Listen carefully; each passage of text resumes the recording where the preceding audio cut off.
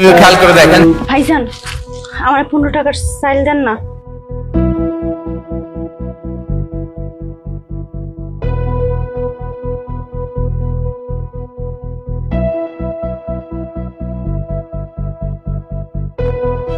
মেয়েটা প্রতিদিন 15 টাকা মানে 250 গ্রাম চাউল কিনে, অন্য কিছু তো কেনে না।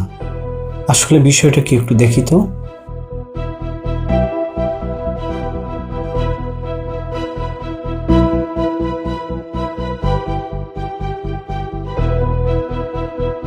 মা মা হ্যাঁ মা, তুমি ওষুধ খাইছিলা? খাইছি মা। চাল নিয়ে আইছি। আমি এক কাম করি, চাল আর 2টা আলু সিদ্ধ বসাই দিই। আব্বা মরে যাওয়ার পর থেকে আমাকে জীবনটা কেমন যেন হয়ে গেছে। আচ্ছা আমি তোমার অযোগ্য একটা সন্তান, তোমায় ঠিক মতো খাওয়া নাই না দিতে পারি না। একদিন শাক পাতা আলু সিদ্ধ এগুলো দিয়ে তোমার খাওয়ান দেই।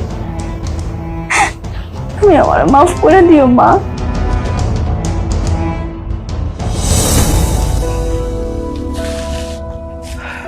বোন শোনো, জি ভাইজান। আচ্ছা বোন, তোমাকে একটা কথা বলি।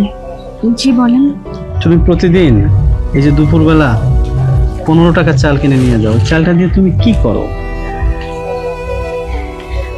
ভাইজান আমার না বাপ নাই, মা আছে। মা অসুস্থ মানুষ, কোনো কাম কাজ করতে পারে না।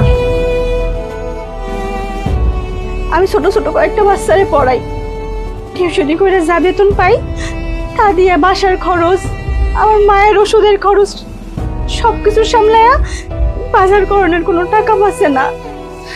আমি যদি বাজার করে টাকা খরচ করতে যাই আমার মায়ের লেগে ওষুধ কিনতে পারব না। তাই প্রত্যেকদিন আপনার দোকান থেকে 15 টাকার চাই আর 2টা আলু সিদ্ধ দিয়ে আমি আর আমার মা খাবার খাই। আচ্ছা বোন, তুমি তো